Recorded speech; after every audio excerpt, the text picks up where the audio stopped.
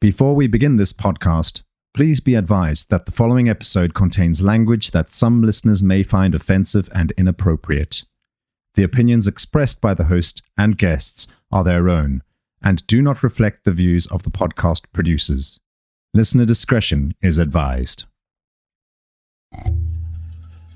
I've never been in trouble before, not even a speeding ticket or anything. Well, new at 10 tonight, the Oakdale woman accused of murdering a pregnant woman and her unborn baby back in 2011, then burning and burying her body, will likely spend the rest of her life in prison. And there was blood all over my floor, and it was just like a big puddle of blood on the floor. So you're actually claiming that someone else took this girl's life? Yes. I should have called the police, and I should have told someone that was sober instead of someone that was drunk. So did you at any point go, what happened? Why is there a dead body in my room? Yeah, I didn't say anything, actually. I just sat there and held my kids. You are now listening to the podcast Voices of a Killer. I'm bringing you the stories from the perspective of the people that have taken the life of another human and their current situation thereafter in prison. You will see that although these are the folks that we have been programmed to hate, they all have something in common. They are all humans like us that admit that they made a mistake. Will you forgive them or will you condemn them? They are currently serving time for their murders, and they give us an inside glimpse of what took place when they killed and their feelings on the matter now. Here are the voices of those who have killed.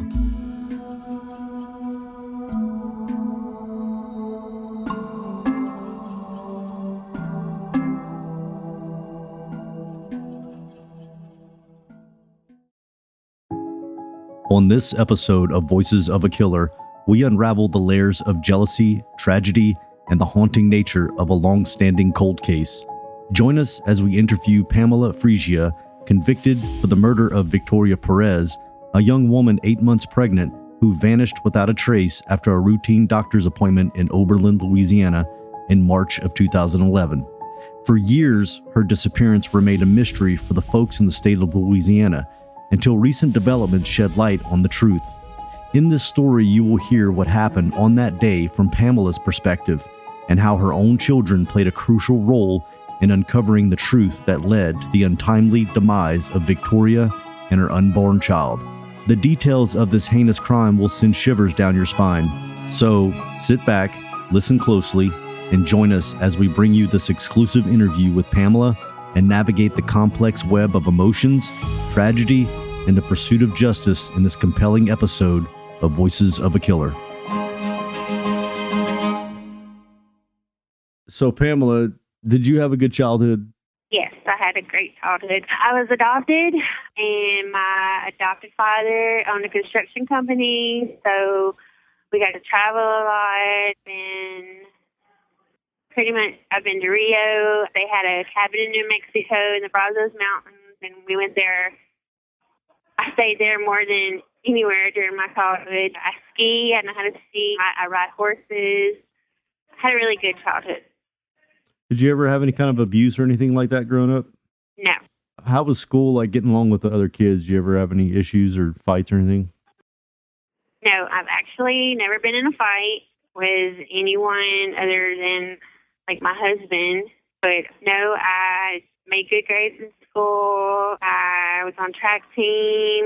I did cheerleading. I was on the yearbook committee, 4-H, Future Farmers of America.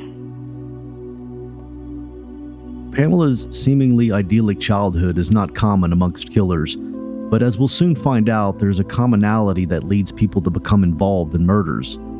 After her first marriage ended, Pamela met a man who would become her second husband. Little did she know that this encounter would forever alter the course of her life. Their relationship began with promise and hope, but beneath the surface, the storm was brewing. So, how did you meet your husband that you had? How old were you and where did you meet him?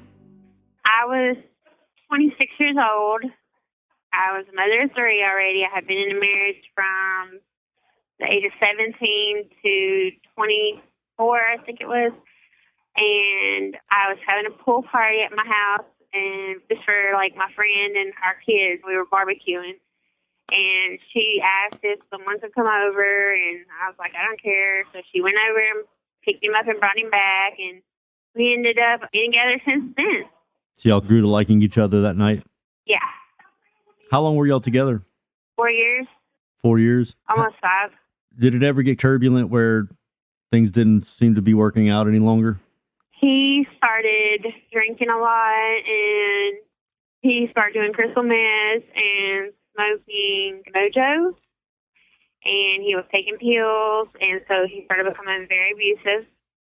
And like when I would be at work, he would call me and say, I saw you, you're not at work. And I was at work, but he would just constantly come to my job, making sure I was there. I worked at the nursing home, and he was always looking for me, I guess the drugs made him paranoid, maybe. He's keeping tabs on you.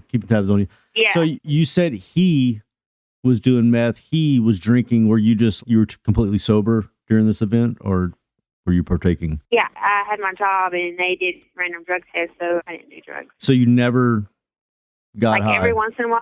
Oh, okay. No, I had got high before, but when I got that job, I had quit. And then he just kept going, and it got worse and worse. So you stopped for the job. He was getting high and becoming abusive. What made the relationship come to an end? One night, my sister owned the bar in the town we live in, and he went to the bar with my cousin. And I locked the door because he had a key. Whenever he came in, like he came to the door, he was beating on the door and ringing the doorbell. So I went and unlocked the door, and I was like, why didn't you just use your key? And he started beating me, like, why did you lock the door? Who's in here with you? And it was just me and my kids there. And so I ran to the kitchen, and I picked up a chair to try to block him from getting to me, and he took the chair and threw it. And he picked me up by my neck and threw me down, and we had to turn my car, and he threw me down on the floor. And when I woke up, he had the chair over my body, and he was sitting on top of the chair with his feet holding my hands down. And he was like, can you get up? And I was like, I couldn't. I had an egg the size of a softball on the back of my head. So I passed back out. When I woke up, he was crying. He was apologizing to me, and I was like, I can't do this anymore. And so I went to my auntie's house the next day, and my eyes were all black, and she told me that if I didn't make him leave, she was going to disown me. And I called his mom and asked his mom to come get him. So she said that she had a job for him in Texas because she worked at the plant, and she come got him. Pamela faced a turbulent marriage marred by abuse. But despite the violence she received at the hands of her husband, she still felt a strong connection to him.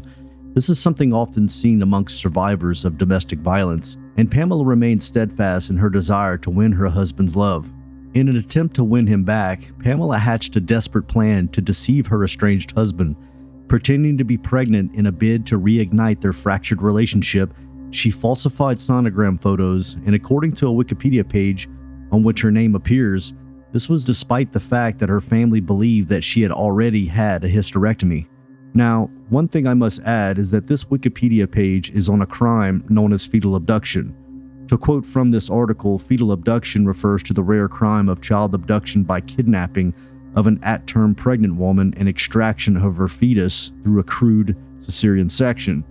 In this small number of reported cases, a few pregnant victims and about half of their fetuses survived the assault and non-medically performed cesarean. Now, despite initially pleading guilty to murder in this case, Pamela would like her voice to be heard on that matter. After the relationship came to an end, how much, and y'all were actually apart, how much contact did y'all actually have after that? Every day or every week? I called a couple of times after he left, and... Were those calls to get him back? No. So here's what I want to ask you. What's been said through the courts, what's been said through the news, is that you were trying to get him back. You were making efforts to secure the relationship and get him back to you. Is that not true at any point? Any point at all? Yeah. Like, at one point, I did want him back because I guess when, you've been with someone and It's difficult to break loose. I get it. Yeah, that's what you're used to. Even if they're doing stuff to you, you're just, I guess, I don't know what the word would be, but I understand. I think anybody would agree it's very hard to break loose from somebody that you've been with. It's if you've ever shared love with someone and then that comes to an end, it's very difficult to actually say, hey, it's completely over. Most people would agree with that. But what I want to know, Pamela, is did you ever try to coerce him back? And just be honest with us, did you ever say, hey, you need to come back because I'm actually pregnant for your baby? Did you ever say that? yes, Yeah. So what was his reaction whenever you said, hey, you may want to stick around, but I have your baby? He didn't care. Was he a father already?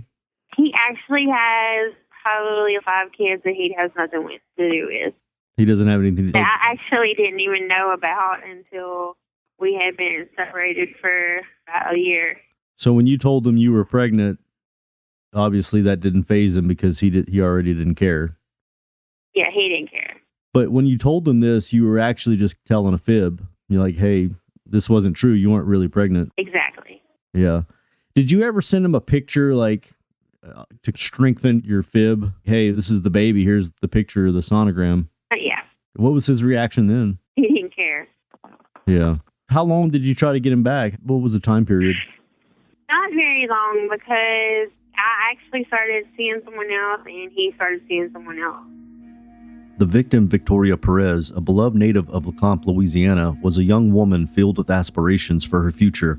According to her family, Victoria was a gentle person who unfortunately crossed paths with Pamela in March of 2011 at the age of 22, leaving her family and community devastated. According to news articles and court documents, Pamela lured Victoria to her residence in Oakdale under the guise of offering her baby clothes. Unfortunately for Victoria, this is where tragedy awaited her. And there was blood all over my floor, and it was just like a big puddle of blood on the floor. That and more after the break.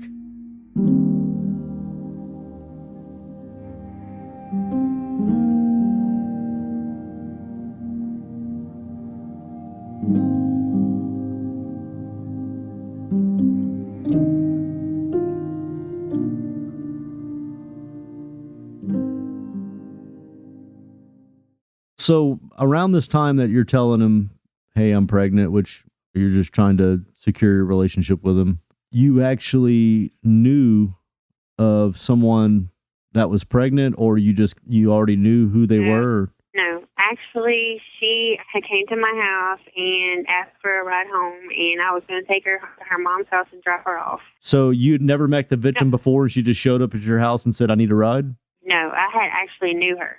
My children's father, I think they were somehow cousins, and she had been to my house before. I just hadn't seen her in a long time. And her sister had actually been homeless at one time, and I let her and her baby stay with me at my house with her boyfriend. So you knew her prior to her asking for a ride? Yes. Whenever she came to your house for a ride, how far along was she? I really honestly didn't even know she was pregnant at the time. Okay. She didn't look to me to be pregnant. You called the victim your friend, but you didn't know your friend was pregnant? No. I had not seen her in a long time. So when you reunite, she never said, hey, I'm 8 months pregnant? No. But it's your friend? Yeah. I mean, I know it's hard for you to believe this, but like her sister had even stayed at my house with her baby and her boyfriend. The victim's sister? Yes. Do you know the victim's sister too? Yes. So you really are friends with the victim, the sister, the whole family? I was friends with them, but then you know how, like when me and my kid's dad got divorced, people just grow apart. Sure. And then whenever you come back together, usually it's, hey, friend, guess what? I'm pregnant. No. That never occurred. Y'all reunited, an old friend, at your house. She's like literally 1 month from giving birth to another human being, and she never said, hey, I'm pregnant. It was, do you want to come smoke? And she said yes. Because like 8 months is you could give birth right now and it'd be okay. Another month, maybe even another month before that. And usually women are pretty out there at 8 months. It's very noticeable. You never noticed a hump on her? No. You said that she was overweight? Yes. Like how much overweight? What do you think she weighed? Maybe 2, at A little over 2, maybe. That's not really that big for you could tell somebody's pregnant. You really never knew she was pregnant? You don't have to believe me. No, I can believe you, but let me ask you this. When you're burying her and you're lifting around, you never noticed like a hump then? At any point in time, or was it the courts that finally informed you, like, oh, by the way, this woman that y'all buried was pregnant? At any point in time before the courts tell you, did you know? No. Actually, they had something on the news about her, and that's when I found out. So why is it that the prosecutors say that you actually had met her at a hospital where she was 8 months pregnant? I don't know. And tell me, why would prosecutors think and state definitively that you are solely responsible for her death? I don't know. I told them I was there. So you're actually claiming that someone else took this girl's life? Yes. What's the discussion in the household when she's there? Hey, you want a drink? Like, how's the baby coming along? What's going on? Tell me, what's the discussion like? We were just laughing and joking, and we were getting high, and I was like, oh, I got to... Actually, we had just got to my house. What are you getting high on? Mojo. What's Mojo? Synthetic marijuana. All right. Okay. So this pregnant girl is actually smoking this synthetic marijuana? Yes. And at no point in time do you see a hump where you're like, hey, congratulations or anything like that? No. I don't want to say it like this, but I just thought she was chunky. So you really don't know that this girl is pregnant whatsoever? I had left and went to my mom's house and her boyfriend, Byron, my birth mom, not my adopted mom. I left Victoria and him at my house. Who's him? My friend Ashley had introduced me to this guy, and he was a Mexican guy, and his name's Joker. And I really didn't know his first name, but I knew where he lived and everything. So is this the guy you're dating? He was the guy that actually, he had come over, and we were smoking Mojo together. So he's the guy that you're in a relationship with? We were talking, but I had never... Okay, so this guy you're talking to, his name's Joker, and he's left with the victim at your house, and you left the victim and Joker together, right? Yeah. Okay, where'd you go? I went to my birth mother's house and her boyfriend's house to pick up my kids. Pamela's boyfriend at the time, Joker, is an intriguing character with a mysterious persona. Much like his namesake in the Batman franchise, this real-life counterpart seems to have left an indelible mark on Pamela's life. While their connection was brief, it evidently had a significant impact on both the lives of Victoria and Pamela. While details about Joker are scarce, one aspect of Pamela's story stands out: her decision to leave Victoria, the woman who later became the victim of this tragic incident, in Joker's care. The circumstances surrounding this choice are rather perplexing, as Pamela admits to knowing Joker well and entrusting her then friend, Victoria, safely to him. This decision raises questions and highlights the unexpected turns life can take. In hindsight, Pamela might have found it peculiar to leave Victoria alone with someone she had limited knowledge of, adding an additional layer of complexity to an already mysterious situation. So you pick up your kids, you go back to the house where Joker and the victim is. What'd you see? When I went in, it was like quiet in there, so I was like, hello, and nobody was in there. I went in my room, and Victoria was on my floor, and it was blood everywhere. In the living room, in your bedroom, kitchen? My bedroom. She was dead? Yeah, I guess. You guess? It looked dead to me. Yes. Okay, so she's dead in your bedroom. What's your reaction? I started screaming, and I grabbed my phone, and he threw my phone down, and... Joker threw your phone down? Yes. What's he saying to you while you're screaming? He just shut up, and he was cussing me and everything, and I was like... What are the kids doing? Freaking out. They were in the living room watching TV. I just turned the cartoons on for them. Certainly they're watching TV, and they're hearing you screaming about a dead body. They didn't break free from the TV? Yes. Okay. Hannah. Did they run back to the bedroom? Yes, Hannah did. She see the dead body? Yes. What was her reaction? How old is she? I think she was around 10 maybe, or 11. Okay, 10. so she's 10 or under. Did she understand that there was a dead body? Yes, I'm sure she did. Okay. What's her reaction? She didn't do anything, and I was just like, oh my God, and I just left out of the bedroom, and I took her back in the living room, and I was sitting on the couch holding her, and he comes in there, and he starts hollering and stuff, and I just was freaking out. Okay, so most of the time when people see a dead body, Comforting the kids is one of those things that's happened. But the next thing that they do is they pick up the phone, they call police, they call ambulance. When did that occur? Did y'all call the police or anything? No, he had threw my phone down and broke it. Okay. Did you think about taking the kids and running? What happened next? Yes, I did think about it, but he told me we couldn't leave. So did you at any point go, what happened? Why is there a dead body in my room? Yeah, I didn't say anything, actually. I just sat there and held my kids. So tell me what happens next. What's his demeanor, Joker? He was running around back and forth to the living room and back to my bedroom. And so finally he was like, come here. So I was like, no. And he said, come here. And I went in there and he's like, help me. And I was like, no. And so then he was like, you're going to go to jail for this is your house. And I was like, so I helped him clean up everything. Why did you help him clean up a murder? Because he said he was in my house and it freaked me out. I had never been in trouble and it just freaked me out really bad. So what does this body look like when you see it on the floor? Is it peaceful looking? Is it stabbed to death and look like a tragedy just happened? What does it look like? No, she just had a shot on her, like a red spot on her chest. And there was blood all over my floor, and it was just like a big puddle of blood on the floor. So at what point did you say, Joker, why did you shoot this girl? I never did. Or is she face up? Yes. It looks like she's been shot in that room? Yes. You never asked why, and you cleaned up the body? I didn't. I never asked why because I was scared, and I was wondering if he was going to do the same thing to me and my kids. I didn't know. Now, you may be hearing overtones of how this case is similar to episode 6 of Voices of a Killer, where Isa Shower helped to clean up the crime scene of a murder too. We will cover this in the detail later on, but one thing to mention here is how Pamela denies knowing Victoria was pregnant.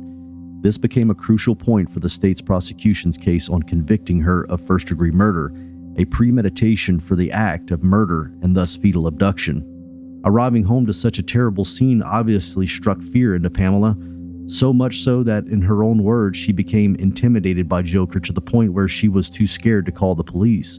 Rather, she continued with his plans to get rid of the evidence and the body. So at no point in time you were like, let's make up a plan, I'm going to grab the kids and get away and run to the police? No. Okay, so after everything's discovered, who came up with the plan? Joker's like, we got to bury her, we got to burn her? Bury her, yeah. So you help him move the body around? Yeah, we got a blanket and put her on the blanket and carried her out. And where were the kids? They were in the living room. And they knew that one of them saw that there was a dead body, right? So she knew what y'all were doing was putting a dead body. He didn't know what we were doing because she knew she had seen, and she didn't see us take her out to the car. So your daughter that saw that there was a dead body didn't know what was happening afterwards. So somewhere along the line, this girl's, there was a dead body in my room. Like, yep. And did she never question the next day? So what happened to that girl that was dead in your room?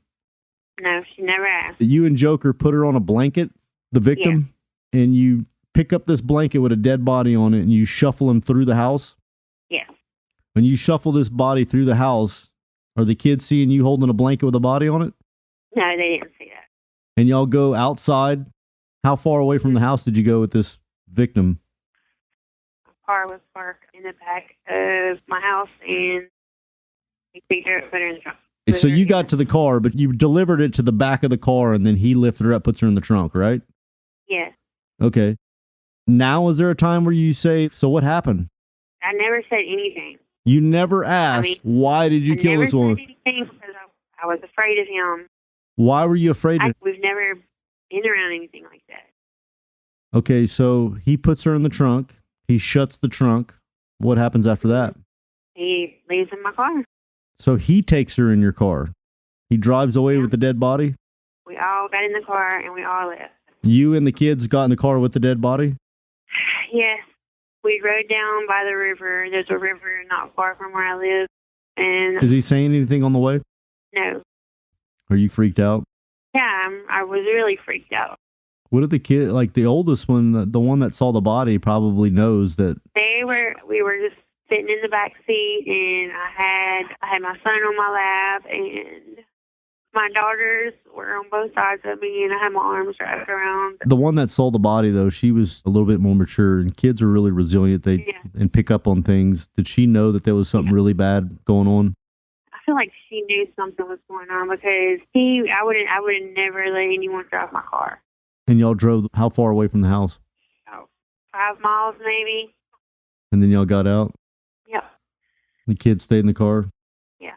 And what'd y'all do? Y'all took the body out?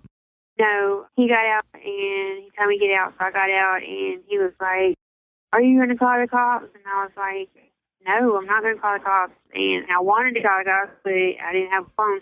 You were scared? So he was like, yeah, and he was like just running around the car and I was sitting there crying and I was like, "You can just let us leave." And I said, "You can just take my car." And he was like, "No, just shut the F up." And I just was ready to go. I didn't know what to do. Scared. I was scared for my kids. I was just like, so my car. Y'all are outside of the car talking about this? Yes. At what point did y'all open up the trunk? He didn't open up the trunk. We drove to the land and he looked around out there and then we went back to my house and got a shovel and we went back to the land and buried her. So did y'all still have the kids with you? Yeah, the whole time. Y'all pulled the body out with the kids in the car? Yeah, but it was dark outside and they didn't see that part. How far did y'all carry the body from the car to where you buried her? I don't know how to measure, like 100 feet maybe? I don't know. It was a pretty good way. And you just had one shovel and I guess he dug? Yeah. What was the discussion like while he was digging a hole for the victim? There was none. Were you just standing with the kids or were you standing there with him digging the hole or what? I was just sitting on the ground. How long did it take for him to dig that hole? A while. I don't really know. It was a while. Like hours? It felt like it. Were the kids saying, "Hey, I want to go back to the house, I'm tired"? No. They had fell asleep in the car. Okay, so how deep did he dig the hole? It wasn't that deep. And she was still in the blanket. You helped him when he was done. You helped him put her in the hole? Yes. And then he buried it back, and then you, Joker, and the kids just drove back to the house? No, he drove to a gas station in Kinder, Louisiana. He was with y'all and the kids? Yes. He was driving. And he got out and got in the car with a guy. So he left? Yes. And you take the kids and you drive back to your house? No.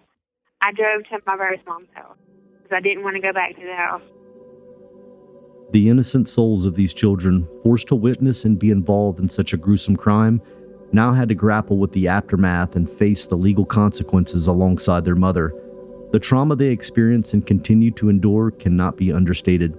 But one thing to remember is that this case did go cold. With Pamela too scared to go to the police, darkness shrouded the murder of Victoria Perez in the state of Louisiana. Pamela carried on with her life, hiding the dark secrets buried deep within. How did the truth remain concealed for so long? Well, like most killers, eventually the police caught up with her. How long from the time this murder happened to the time that the police came and said, "Hey, you're under arrest," or "We have questions for you"? I don't exactly know how long. Like years? Yes. So you went several years. What was it, 3 years, I believe? I think so. That's a long period of time. So from the time you helped bury a body to the time you got arrested, which was about 3 years, you never thought at any time like, "Hey, this was a human being. I need to go and let authorities know that somebody that loves this girl is probably wondering where she is." How many times? I thought about it daily. What made you? On a daily. What made you not? Basis. And what made you not say, "Let me pick up the phone and just tell people what happened"? Because he told me that it was in my house and I knew it happened and I helped clean everything up, so I would be going to jail too. So, did her family ever come to you and say, "Hey, we're looking for our loved one"? Have you seen or heard anything between the time that she was killed and you were arrested? No time between that? No. Did the authorities between the time you were charged and the time the murder happened come to you and say, "We're looking for X victim"? No. Did you see any kind of flyers or posters around showing the girl that you helped bury missing? I had seen once on the news. Somebody was missing? Yeah. What did that make you feel like, seeing that on the news and you were responsible for helping bury somebody like that? It made me feel horrible. Were your kids sitting there with you whenever they saw the news come up, and your daughter that saw that was like, hey, that's the same girl that... No? So 3 years later, do you get a knock on the door from the detectives? No, I was actually at work, and a police officer that I knew from my town came to my job and told me she needed me to ride with her, and so I clocked out and rode with her. What was your job at the time? At that time, I was working a few jobs. I was working at Popeyes at the time. Yeah. And that's where they picked you up at? Yeah, that's where they picked me up. Were you freaking out because you knew that you had buried the body? No, I wasn't freaking out. I was more, I hope this is what this is for, in my mind. I wasn't freaking out. I was just thinking in my head, I hope this is what this is for. You wanted to get it up. You wanted to like finally relieve your stress over this and tell what happened? Yes. So they picked you up and I guess they put you in a room and a detective came in there and talked to you? Actually, no. They put me in a room and I sat there for a couple hours by myself. And then they came in and talked to me. And then after that, they just brought me to a cell. So they never talked to you? They kept you in a room and then they put you in a cell and nobody ever spoke to you? Not until maybe 2 days later, maybe. So 2 days later, a detective put you in there, and is he pretty frank on what happened? Like, hey, we know this happened? Or was he like, tell me what happened? Yeah, he was like, can you tell me what happened? And I was like, yeah. And he basically said, tell me what happened with this person, and he named the victim? He asked me if I knew, and I said yes. And he asked me if I had seen her recently, and I was like, no, I haven't. I told him exactly what I'm telling you. Yeah. So whenever you're talking to the detectives, are they blaming you? Are they being very like accusatory or? No, they weren't. Okay, so you tell them your side. Do they let you out or you stay in there? No, I stay in there, and actually I told them that I would take a lie detector test, and they took me the next day, I think it was, to took me somewhere. A lie detector for what? Do you feel like they didn't believe you? Yeah. So your story has been the same since you got arrested? Hey, I helped this guy. I just came home to a murdered body? Yeah. The relief felt by Pamela when detectives finally caught up to her definitely shows that she was eaten up by guilt.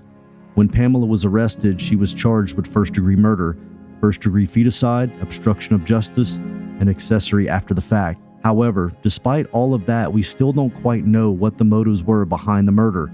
Did Pamela's alleged ignorance shield her from the true intentions of Joker, or are there hidden layers of darkness yet to be revealed? Did he ever express why, like, I did this because of this, or this is what happened, or like try to give explanation as to why there was a dead body? He never like expressed anything? He just didn't express anything, actually. So you realize that murders always have a motive. There's always a motive. So he had to have done that for a reason. What would you guess that reason would be? I have no clue. I wasn't there when it happened. And during this, he was never trying to like explain why you came home to your own home with a dead body, like she did this, or I just heard this, or I'm sorry, this is why I did it. Nothing, none of that? No. And before this, you tell your husband that left you that you're pregnant, and you actually send photos of like as if you're pregnant. Yes. So you think that the prosecutors just pieced that together with the fact that you killed this woman for her baby? That's what they were going to charge me with. And you have no idea why Joker killed this lady while you were gone. You just got back. I don't know how to say this. My sister wanted me to say this, and my friends from mom that I talked to about this. But, hey, my husband was Caucasian, ex-husband is Caucasian, right? So Vicky was married to a black man. So all her children were black. I don't understand why they didn't bring that up in any of the news stuff or anything. That she was married to black people? Because why would I do that if I was married to a white man? Okay, so you're saying that the courts and the news are trying to say that you were trying to show your ex that you were pregnant, and supposedly you killed Victoria for a baby, but yet the baby would be half black or... Exactly. Okay. But they never brought that up in anything. So what was Victoria's actual race of the baby? Who was the baby for? I can't remember his name. He's black, though. Okay. Like, she's got 5 children, and they're all black. And so here's the deal, Pamela. I don't really doubt that you could be innocent because, first of all, I don't have all the facts of the case. But what I do have is stuff that you've corroborated that, you know, you did text your ex, hey, here's some baby pictures as if I'm pregnant. And so that's a lot of stuff that kind of does lead back to you. But I know. Here's my question, Pam, is Joker just randomly killed Victoria. So tell us what happened. I really don't know. I was gone to my mom's house. After the break, we discover the role Pamela's children played in solving the case.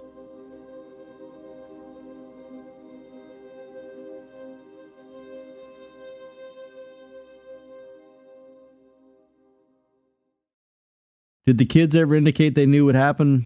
No. So why is it that one of your children told a Louisiana conservation agent that they thought you were responsible for killing this girl? The morning that all this happened, like all that right there, she had been friends with this little girl, and my other daughter had told me that the little girl had a knife under her bed and that she was talking about committing suicide. So I told my daughter she couldn't stay over there anymore. And I didn't know they were, like, girlfriends, I guess they were. And I didn't know she was pursuing that kind of lifestyle at the time. But she called me a bitch. And I slapped her in the face and told her never call me that again. And then I went to work after that, and then... And this is the same daughter that saw the dead body? Yes. Her best friend, since they were little bitty, like young little kids, I didn't know they were, like, girlfriends.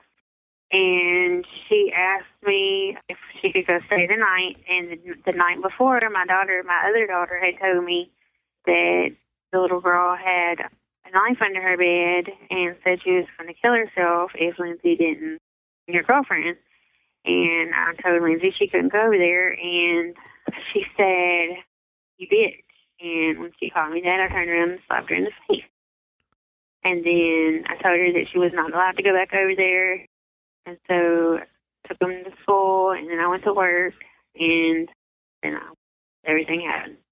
Pamela's children played a pivotal role in solving the case, but their involvement came at a tremendous cost. Witnessing their mother's alleged crimes, including the murder of Victoria Perez, was a profoundly traumatic experience that no child should endure. Despite the fear and turmoil they faced, these brave young individuals found the strength to come forward and share what they had seen. According to news reports, their testimonies provided crucial evidence and shattered the silence that had shrouded the case for years. After Pamela was arrested, they were put into state's care by Child Welfare Services. However, I want to know why she didn't come forward herself.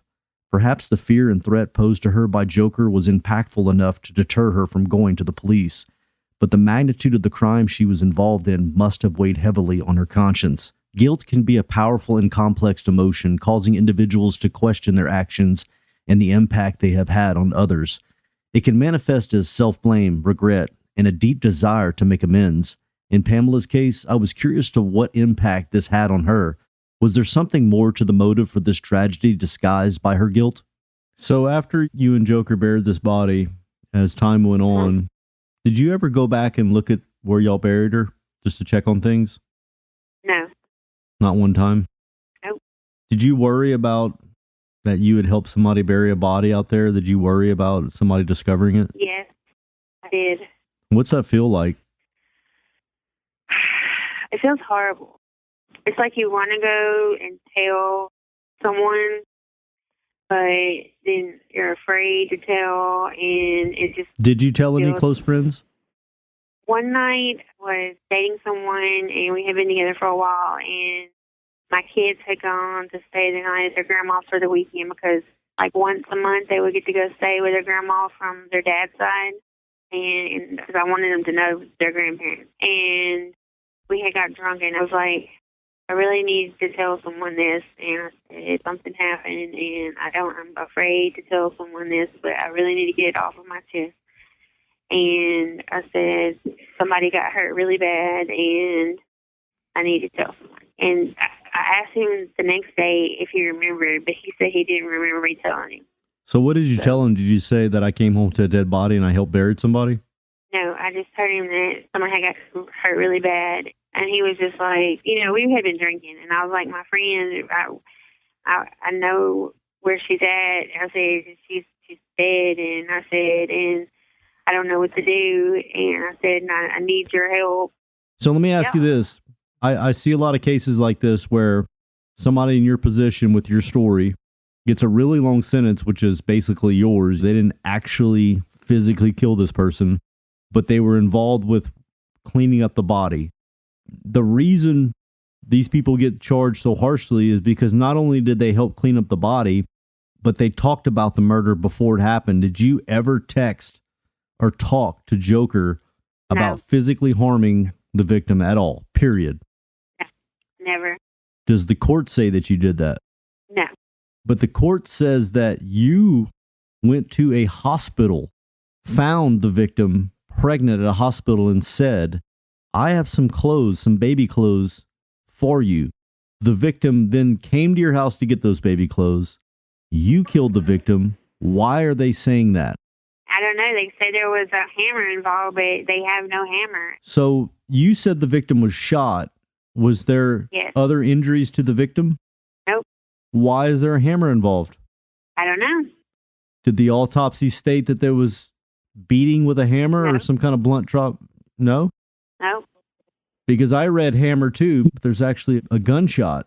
So you're basically saying that there's no other injuries to the victim besides a gunshot. You didn't see any kind of injuries whatsoever to her head, any kind of trauma anywhere? Now, if you've listened to episode 6 of Voices of a Killer, you'll notice a similarity between this case and that of Isa Showers.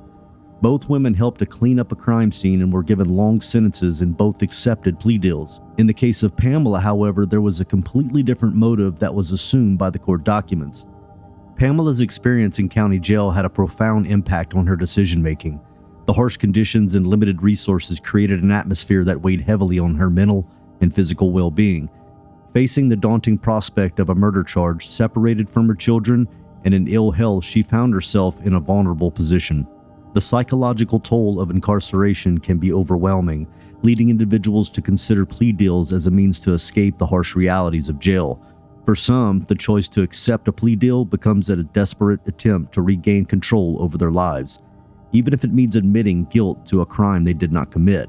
This, combined with the fact that she had no idea what happened to Joker, led to her accepting a plea deal that is remarkable. Here's the thing. I really do believe that prosecutors and detectives can push things that aren't real. But the news is saying that you're the one that did it. And this guy that you're saying, Joker, he's nowhere to be found in anywhere that I look. I know. So they have literally charged you, and it seems like let Joker off the hook. But you're telling me that Joker is going to face trial for murder, the same murder that you did. I don't think they let him off the hook exactly. I think the way I was explained myself, he got sent to Texas to, I think it's Hunt, maybe? Is there a prison over there named Hunt? I believe so.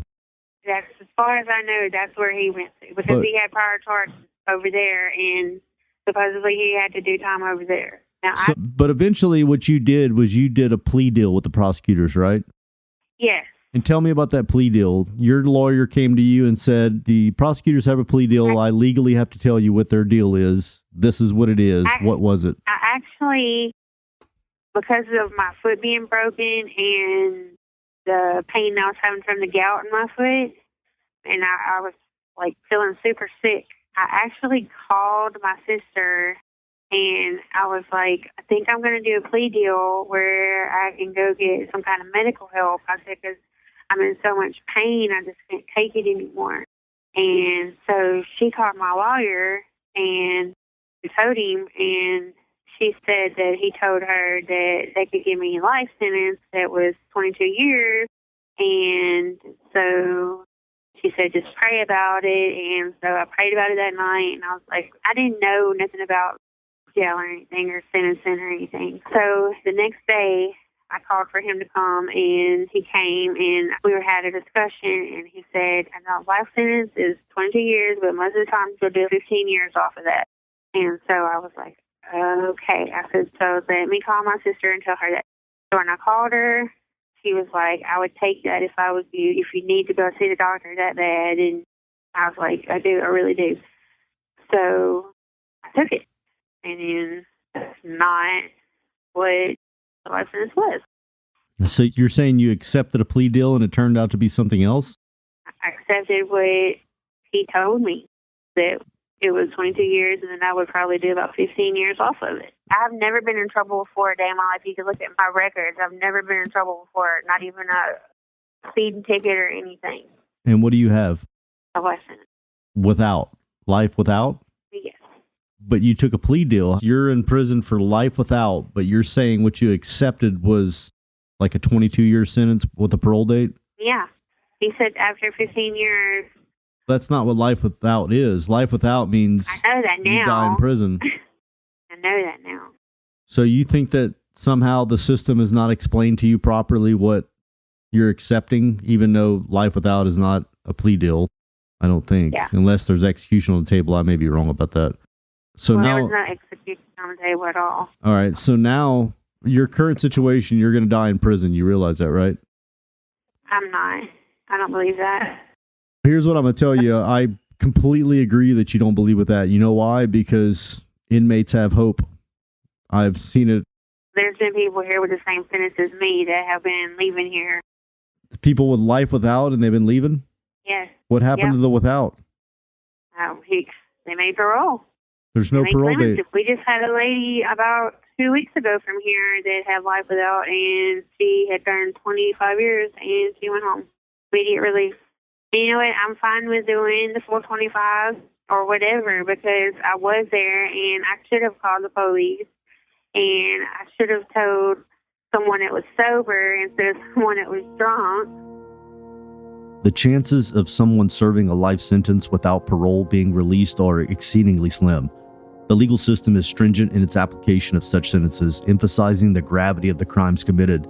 While Pamela clings to hope, we must confront the enduring impact of her actions. Lives were forever shattered, and the pain endured by Victoria Perez's loved ones is immeasurable.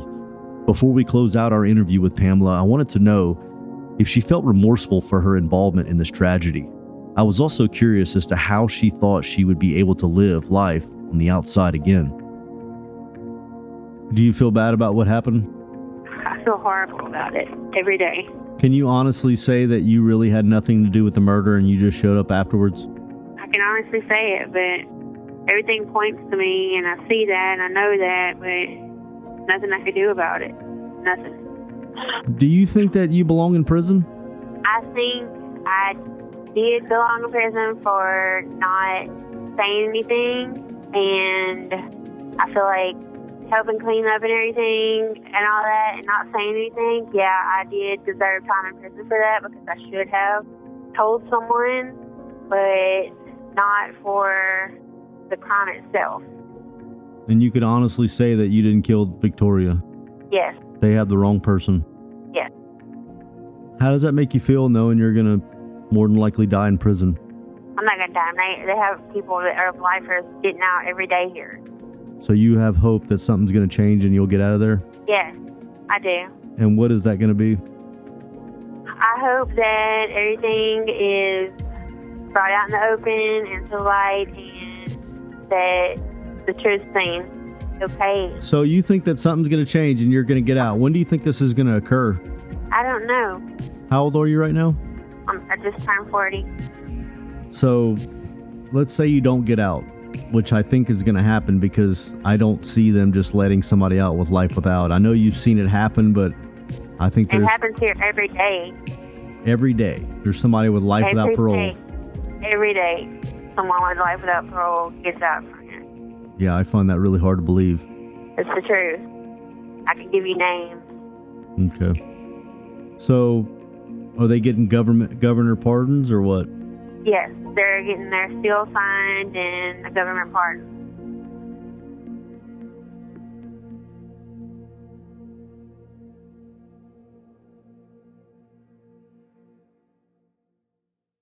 On the next episode of Voices of a Killer.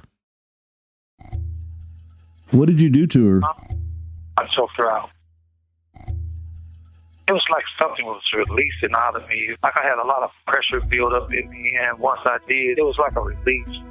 Like I could breathe again or something. Did she fight back? Yeah. She tried. Arkansas, somebody was hunting. They was hunting rabbits or squirrels or something like that, or deer or stuff. But in the city, it was different because they was shooting humans. Yeah. I've seen a lot of violence in those projects. I didn't have no concern for human life at that time. I didn't care. Just have baby matter or anything. And it would be like a light would go off to do it when I would do it.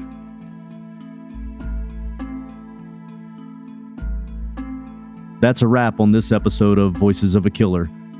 I want to thank Pamela for sharing her story with us today. Her ability to be open and honest is what makes this podcast so special. A big shout out to Sonic Futures, who handled the production, audio editing, music licensing, and promotion of this podcast. If you want to hear more episodes like this one, make sure to visit our website at voicesofakiller.com. There you can find previous episodes, transcripts, and additional information about the podcast. Lastly, if you enjoyed this episode, please consider leaving us a review on Spotify, Apple Podcasts, or wherever you get your podcasts. Your feedback helps us improve and reach new listeners. Thank you for your support, and we can't wait to share more stories with you in the future. Thank you for tuning in. I'm your host, Toby, and we'll see you next time on Voices of a Killer.